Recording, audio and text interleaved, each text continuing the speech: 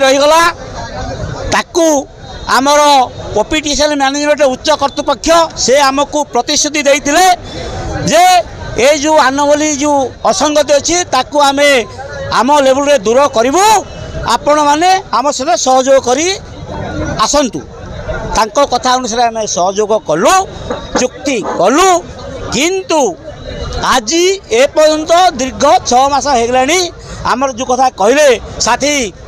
प्रशांत बाबू जे 18-20 घर भड़ा आम विगत 91 मसीह पाई आसुचु ताकू तमे एबे कमे जो आमको जो चाप सृष्टि करुच आम से कथार एकमत नहु जड़े कर्मचारी जिते अधिका पाऊला सी कि भाव में कम पाइब एक भी विचार्य विषय अच्छी जो राज्य सरकार